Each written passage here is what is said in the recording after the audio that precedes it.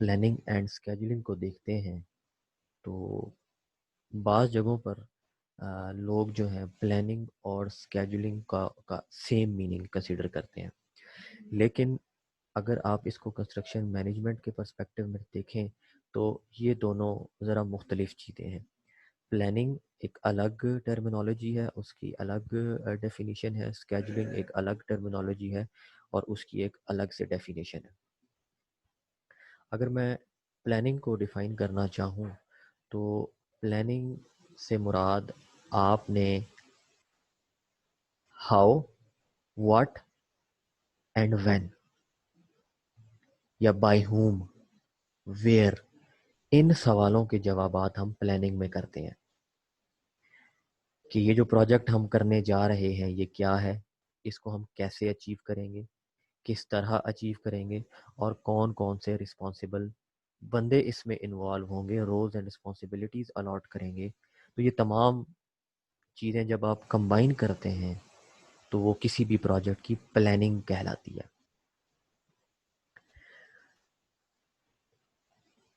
अब जब भी हम किसी भी प्रोजेक्ट की प्लानिंग करते हैं तो एक्चुअली वो हम उस प्रोजेक्ट की लॉजिक डेवलप कर रहे होते हैं, चीज़ों को एक ऑर्गेनाइज्ड और एक सीक्वेंस्ड अंदाज से लेकर चलना कि हमारा जो फाइनल किसी भी प्रोजेक्ट का जो गोल है, जो ऑब्जेक्टिव है, वो अचीव हो जाए, उसको हम प्लानिंग बोलते हैं।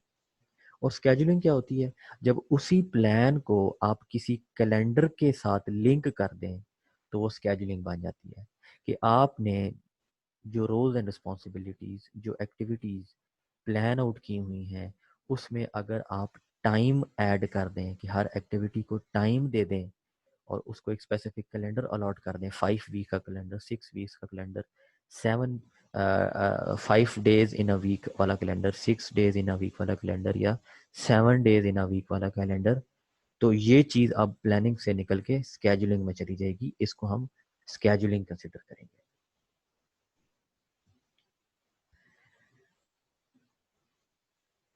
तो इन दोनों में माइनर सा फ़र्क था कि प्लानिंग में हम how, what, by whom, where, इन सवालात के सिर्फ जवाबात देते हैं, एक लॉजिकल अपने प्रोजेक्ट को एक ऑर्गेनाइज्ड अंदाज में उसको फॉरवर्ड लेकर चलते हैं।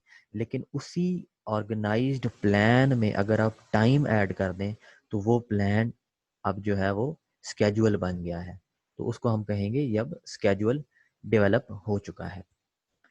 जब भी हमने कंस्ट्रक्शन का कोई भी प्रोजेक्ट मिलता है, सबसे पहले हम उसकी प्लानिंग करते हैं और उसके साथ फिर हम उसकी स्केजुलिंग करते हैं कि हमने सबसे पहले एक पाथ ऑफ एक्टिविटीज़ डेवलप करना है, एक पूरे प्रोजेक्ट को ऑर्गेनाइज्ड अंदाज से उसको उसकी डेवलपमेंट करनी है, इनिशिएशन करनी है और जब वो आप उसको ऑर्गेनाइज्ड कर लेंगे, उसके बाद फिर हम उसको टाइम के साथ लिंक कर देते हैं।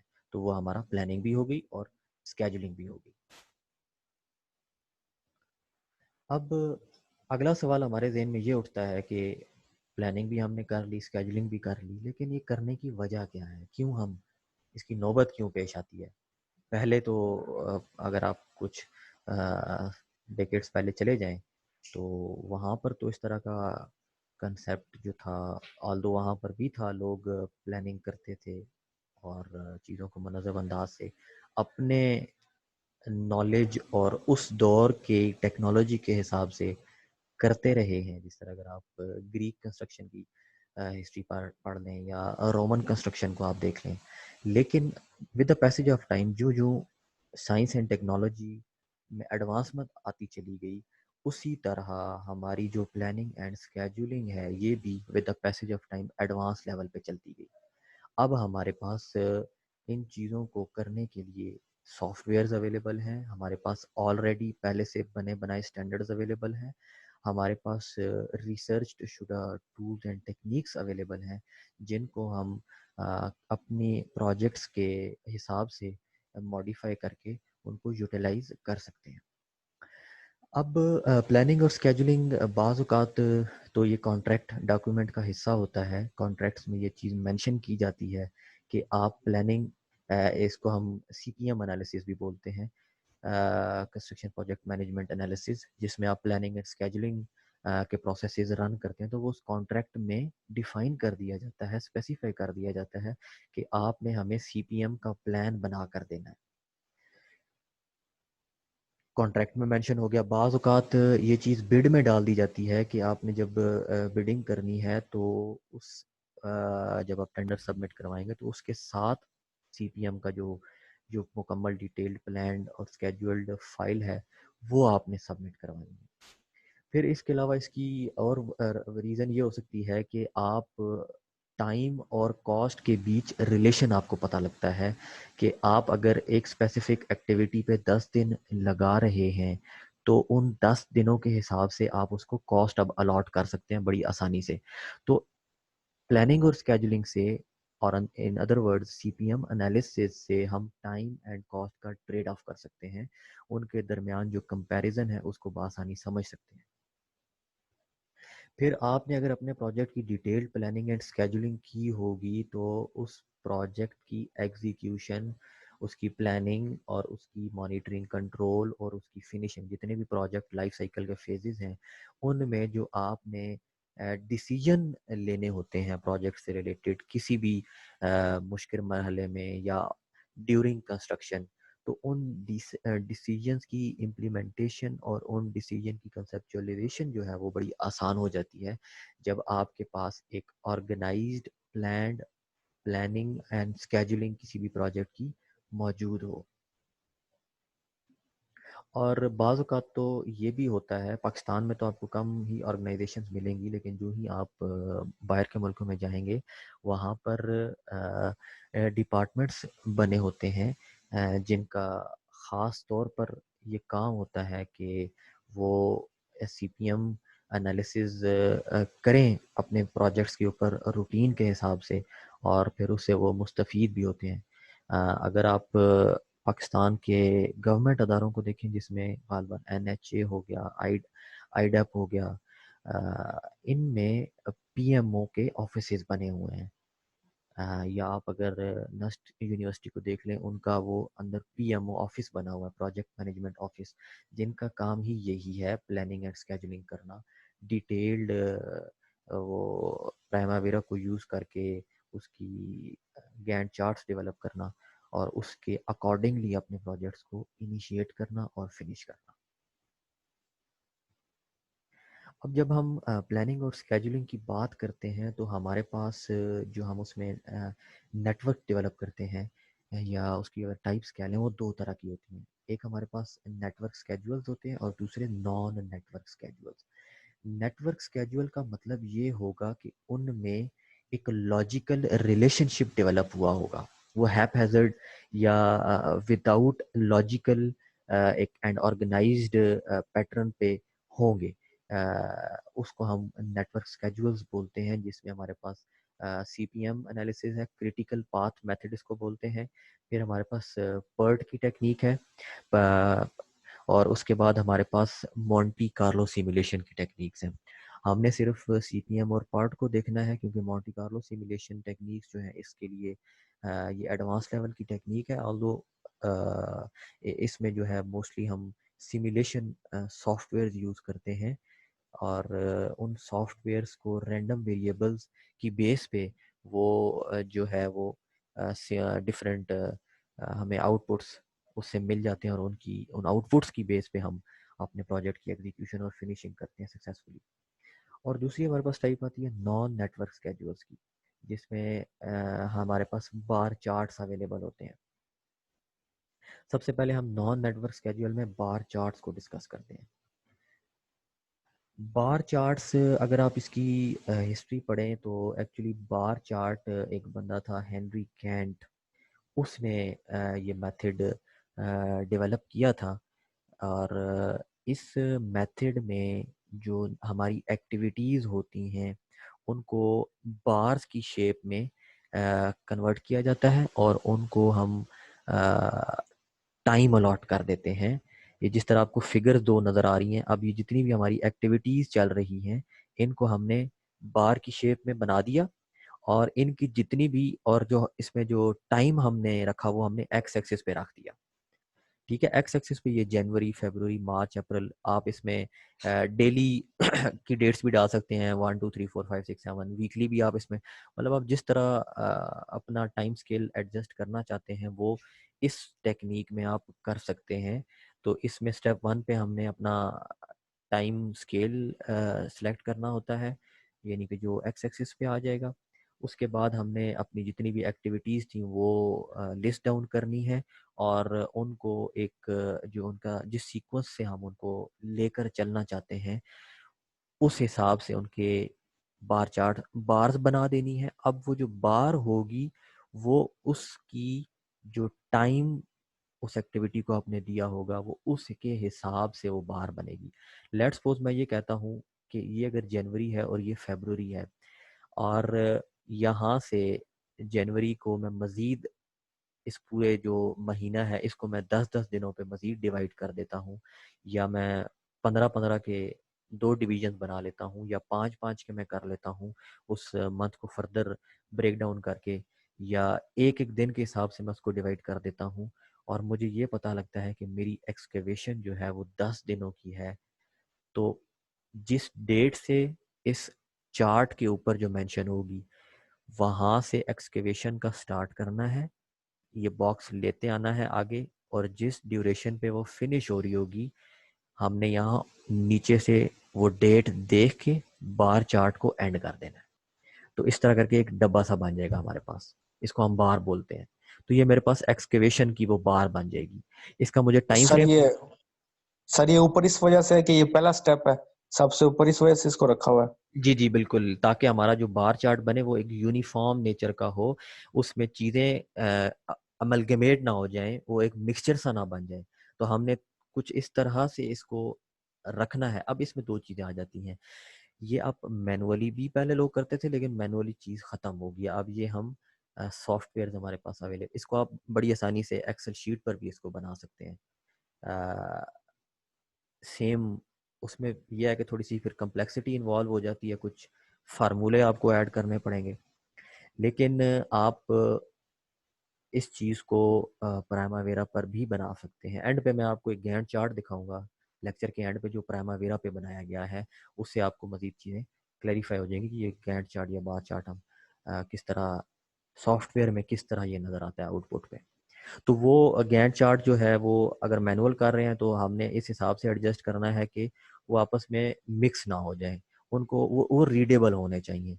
लेकिन अगर आप सॉफ्टवेयर पर कर रहे हैं तो वो सॉफ्टवेयर आपको ऑटोमेटिकली वो एक ऑर्गेनाइज्ड आउटपुट दे देगा, आपने सिर्फ उसको कमांड्स देनी है, वो चीज़ आपको पता होनी चाहिए। अब ये एक बार चार्ट डेवलप किया गया है, ये देखें कि हमारी एक्टिविटीज़ को लिस्ट डाउन किया गया है पहले कॉलम पे। दूसरे कॉलम पे मुझे इन एक्टिविटीज़ की ड्यूरेशन बता दी गई है, या मैंने अपने प्लानिंग में वो कैलकुलेट कर ली थी।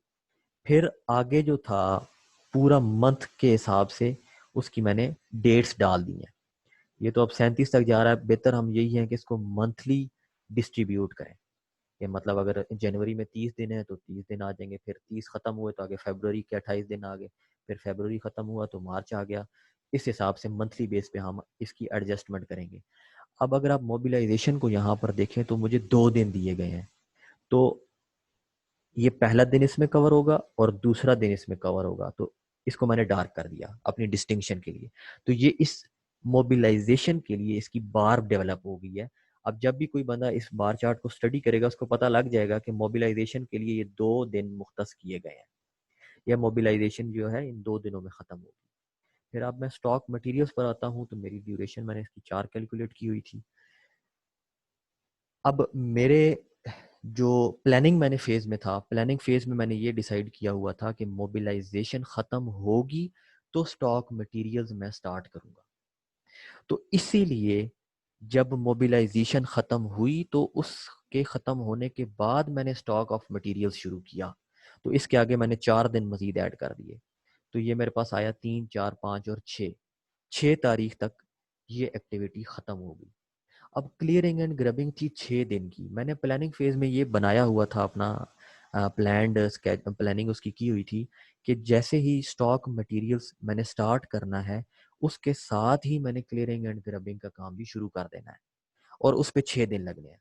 तो जैसे ही मैंने उसको थर्ड डे से शुरू किया मंथ की, और आगे मैंने उसको अप टू 6 दिन ऐड किए, तो वो 8 तारीख पे जाके ख़त्म हुआ। तो अब ये देख रहे हैं यहाँ पर आप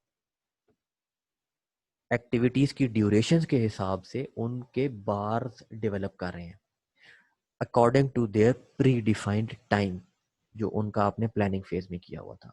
तो ये जब सारी एक्टिविटीज़ को हम इस तरह कंबाइन कर देंगे तो मेरे पास ये बार चार्ट बन जाएगा, जो इस पिक्चर में आपको नज़र आ रहा है। सर ये जिसमें एरोज हैं सर, ये क्या रिप्रेजेंट कर रहे हैं? ये इसमें कुछ जो है जगहों पर हमारे पास फ्लोट्स अवेलेबल होते हैं, फ्री फ्लोट और टोटल फ्लोट की अवेलेबिलिटी की डिस्टिंक्शन। अब फ्री फ्लोट और टोटल फ्लोट क्या होता है, ये आगे भी मैं बताऊंगा, अभी भी मैं आपको लोगों को बता देता हूँ। फ्री फ्लोट जो होता है, कोई सी भी दो एक्टिविटीज़ को आप, यानी कि एक्टिविटी ए है मेरे पास और एक्टिविटी बी है। फ्री फ्लोट का मतलब क्या होगा कि मैं एक्टिविटी ए को इतना डिले कर सकता हूं कि मेरी एक्टिविटी बी पर कोई असर ना हो, तो ये मेरा फ्री फ्लोट होगा। लेट्स सपोज अगर मैं कहता हूं मेरे पास 4 दिन का फ्री फ्लोट है एक्टिविटी ए और बी के दरमियान, तो इसका ये मतलब है कि एक्टिविटी ए को मैं 4 दिन तक डिले कर सकता हूं, उससे एक्टिविटी बी पर कोई असर नहीं होगा। लेकिन जैसे ही मैं उस एक्टिविटी ए को 5वें दिन पर लेकर जाऊंगा, तो मेरी एक्टिविटी बी डिस्टर्ब हो जाएगी। तो ये होता है फ्री फ्लोट, यानी कि एक्टिविटी, प्रीसीडिंग एक्टिविटी को आप इतना डिले करें कि सक्सीडिंग एक्टिविटी डिस्टर्ब ना हो। और टोटल फ्लोट हमारे पास होता है कि आप अपनी एक्टिविटीज़ को, अब मैं एक्टिविटीज़ का वर्ड यूज़ कर रहा हूँ, आप अपनी एक्टिविटीज़ को इतना डिले करें कि आपका पूरा प्रोजेक्ट डिले ना हो सके। इसकी मिसाल हम इस तरह ले सकते हैं कि मैं आपको कहता हूँ मेरे पास stock material, finish grade, landscape और प्लेस टेनिस कोर्ट, इन तमाम में 2-2 दिन का मेरे पास फ्री फ्लोट अवेलेबल था। और टोटल, अब ये मेरे पास 4 एक्टिविटीज़ बनती हैं, तो फ्री फ्लोट अगर इनका मैं कंबाइन करूँ तो मेरे पास 8 दिन का फ्री फ्लोट बनता है। लेकिन साथ में ये मेंशन कर देता हूँ कि प्रोजेक्ट का जो टोटल फ्लोट अवेलेबल था वो 10 दिन का था। अब इन एक्टिविटीज़ को मैं कमुलेटिवली अगर मैं लेकर चलता हूँ, या मतलब एक प्रोजेक्ट के जो एग्जीक्यूशन फेज में हूँ उनमें लेकर चलता हूँ, तो मैं इन तमाम एक्टिविटीज़ को 10 दिन तक डिले कर सकता हूँ। जैसे ही मैं इन तमाम एक्टिविटीज़ को, इनकी जो जो डिले है वो 10 दिनों से एक्सीड करेगी, तो अब मेरा पूरा का पूरा प्रोजेक्ट डिस्टर्ब हो जाएगा। तो जब भी आप एक्टिविटीज़ को, जो प्रोजेक्ट की होती हैं, उनको मैक्सिमम कितना डिले कर सकते हैं कि आपका ओवरऑल प्रोजेक्ट जो है मुतासिर ना हो, इसको हम टोटल फ्लोट बोलते हैं। तो ये जो बार चार्ट में डिस्टिंक्शन आपको नज़र आ रही है, डिफरेंट सिंबल्स आप यूज़ कर सकते हैं। आप अगर आप जो पहले से स्टैंडर्ड्स बने हुए हैं उनको यूज़ कर लें, या अपनी मर्ज़ी का कोई डेवलप करना चाह रहे हैं तो आप उसका सिंबल यूज़ करके साथ मेंशन कर दें कि ये फ्री फ्लोट के लिए है या टोटल फ्लोट के लिए है या किस चीज़ के लिए है। तो बार चार्ट्स में ये फ्लेक्सिबिलिटी हमारे पास अवेलेबल होती है। अब बार चार्ट्स के अगर आप एडवांटेजेस को देखें, तो इस एग्जांपल से ही हमें अंदाज़ा हो जाता है कि इसके एडवांटेजेस। सबसे पहला एडवांटेज क्या है कि आप एक्टिविटीज़ जो डाल रहे हैं अपने बार चार्ट के ऊपर, उनको आपने टाइम स्केल अलॉट कर दिया है कि वो अब आसानी उनको टाइम दे के, और उनकी स्टार्टिंग और फिनिशिंग का आपको पता लग सकता है। उस एक्टिविटी की जो लेंथ है उसका आपको पता लग सकता है। यानी कि अगर आप ये पिछली एग्जांपल में देखें, यहाँ पर कोई सी भी एक्टिविटी उठा लें, उसको आपने टाइम स्केल पे फिट किया हुआ है, उसको टाइम आपने अलॉट किया हुआ है। आप उसको बआसानी समझ सकते हैं, पढ़ सकते हैं कि इसका स्टार्ट महीने की किस तारीख पर होगा और इसका फिनिश महीने की किस तारीख पर होगा। तो ये टाइम स्केल्ड एक्टिविटीज़ आप बार चार्ट्स के ऊपर बना सकते हैं, समझ सकते हैं। लेकिन जो ही हम इसके नेटवर्क स्केड्यूल के ऊपर हम आते हैं, आप अगली टेक्निक्स पढ़ेंगे जिसमें हमारे पास नोड नेटवर्क्स हैं और एरो नेटवर्क्स होते हैं। उनमें आप ये टाइम स्केल्ड वाला फिनोमेना यूज़ नहीं कर सकते, तो बार चार्ट्स यहाँ पर बाजी ले जाता है। फिर बार चार्ट्स इंतहाई सिंपल होते हैं प्रिपेयर करना। आपने एक्स एक्सिस पे टाइम स्केल डेवलप कर देना है और लेफ्ट साइड पर कॉलम जनरेट करके एक्टिविटीज़ लिख देनी है और उन एक्टिविटीज़ की ड्यूरेशन के हिसाब से आपने बार्स बना देने हैं। इनको समझना बहुत आसान होता है। कहीं भी आपने अपनी साइट पे जो टीम होती है कंस्ट्रक्शन की, उसको अगर आपने प्रेजेंटेशन देनी है तो आप बार चार्ट्स को यूज़ करके उनको बड़ी आसानी से समझा सकते हैं, क्योंकि मोस्टली जो सामने लोग बैठे होते हैं, जो आपके प्रोजेक्ट के जो स्टेक होल्डर्स होते हैं, मोस्टली वो नॉन टेक्निकल होते हैं। उनको टेक्निकल चीज़ों का नहीं आइडिया होता। अगर आप उसको टेक्निकल अंदाज से लेकर चलेंगे तो मे बी उनको चीज़ें समझ ना आए। अगर आप उनको बार चार्ट्स के थ्रू प्रोजेक्ट की एक्टिविटीज़ स्टार्ट और फिनिश समझाने की कोशिश करेंगे तो वो बड़ी आसानी से समझ जाएंगे। इसके अलावा ये जो हमारे पास बार चार्ट्स होते हैं, इनमें मज़ीद इंफॉर्मेशन भी इनमें ऐड की जा सकती है। मिसाल के तौर पे आप एक्टिविटीज़ से की जो कॉस्टिंग से रिलेटेड इंफॉर्मेशन है वो इस बार चार्ट के ऊपर प्लेस कर सकते हैं। फिर आपके जो लेबर के जो मैन आवर्स लग रहे हैं इन स्पेसिफिक एक्टिविटीज़ को करने के लिए, वो आप इन बार्स के अंदर मेंशन कर सकते हैं। तो multiple types of information in bar charts पर यूज़ करके उसको दूसरे लोगों तक पहुंचाया जा सकता है, उस इंफॉर्मेशन को, अपनी प्रोजेक्ट टीम को, स्टेक होल्डर्स को, या जितने भी बंदे इन्वॉल्व होते हैं। अब बार चार्ट्स की जब हम एडवांटेजेस किसी चीज़ के देखते हैं तो जाहिर बात है उसकी कुछ ना कुछ कमियां भी होती हैं, शॉर्ट कमिंग्स भी होती हैं। अब वो शॉर्ट कमिंग्स क्या हैं? जैसे ही हमारा प्रोजेक्ट कम्प्लेक्स होता चला जाएगा, जैसे ही हमारा प्रोजेक्ट कम्प्लेक्स होता चला जाएगा, बार चार्ट्स को बनाना और बार चार्ट्स को समझना मुश्किल से मुश्किल तरीन होता चला जाएगा। अब कुछ जगहों पर ये भी बार चार्ट्स की शॉर्ट कमिंग्स हैं कि इसमें आप लॉजिकल नेटवर्क डेवलप नहीं कर सकते। लॉजिकल नेटवर्क का क्या मतलब होगा कि आप एक्टिविटीज के दरमियान रिलेशनशिप डेवलप नहीं कर सकते। और रिलेशनशिप का क्या मतलब हुआ, हमारे पास 4 different types of relationships available होते हैं स्केजुलिंग में। एक होता है finish to start, start to start, start to finish और फिनिश टू फिनिश। अब फिनिश टू स्टार्ट का मतलब हुआ एक एक्टिविटी खत्म होगी तो दूसरी स्टार्ट होगी। यानी कि आपने स्टील वाला काम खत्म किया, स्टील फिक्सिंग होगी तो कंक्रीटिंग हम करेंगे। ये हमारी फिनिश टू स्टार्ट। तो ये जो रिलेशनशिप है, ये जो डिपेंडेंसीज है एक्टिविटीज के बीच, ये जरा बार चार्ट इसको क्लियरली शो नहीं कर सकता। उसमें आपको उसको क्लैरिटी उसमें इस चीज से रिलेटेड नहीं होती। अब बार चार्ट में इंडिविजुअल एक्टिविटीज का तो स्टेटस आपको पता लगता जाएगा। हर एक्टिविटी को आप पढ़ते जाएंगे तो इंडिविजुअली उसकी एक्टिविटी का स्टेटस पता चलता जाएगा।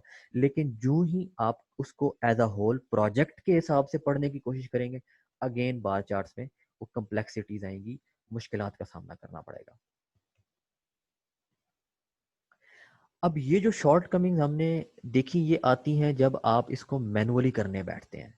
लेकिन जो ही आप बार चार्ट्स को सॉफ्टवेयर पर शिफ्ट करने की कोशिश करते हैं तो इन शॉर्ट कमिंग्स में से कुछ शॉर्ट कमिंग्स को आप बाईपास कर सकते हैं, उनको वहां पर कंपनसेट कर सकते हैं।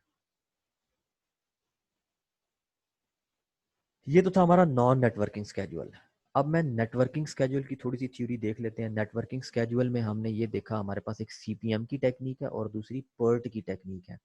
अब ये जो प्लानिंग और स्केड्यूलिंग में नेटवर्क की टेक्निक्स होती हैं, ये एक जितनी भी हमारी एक्टिविटीज होती हैं उनको एक लॉजिकल पैटर्न में इंटरकनेक्ट कर दिया जाता है।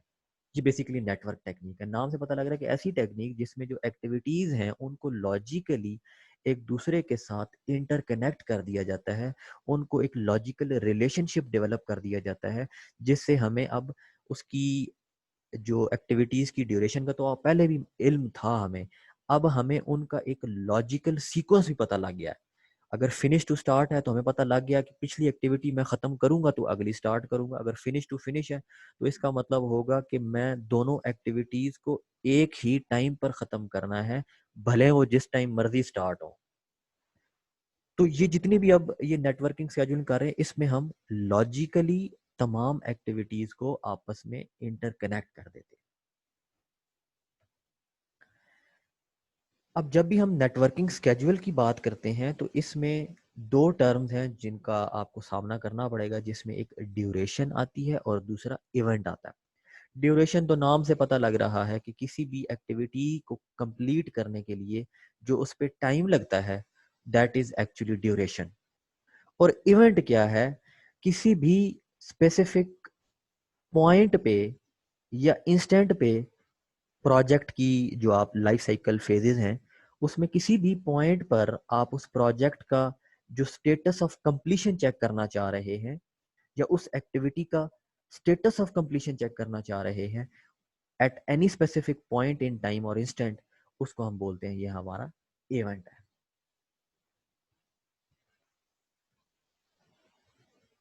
अब जब हम नेटवर्किंग स्केड्यूल की बात करते हैं तो ऑब्वियसली इसका हम कंपैरिजन रन करने की कोशिश करते हैं बार चार्ट्स के साथ कि ये टेक्निक्स और बार चार्ट्स वाली टेक्निक्स में डिफरेंस कहाँ पर आता है।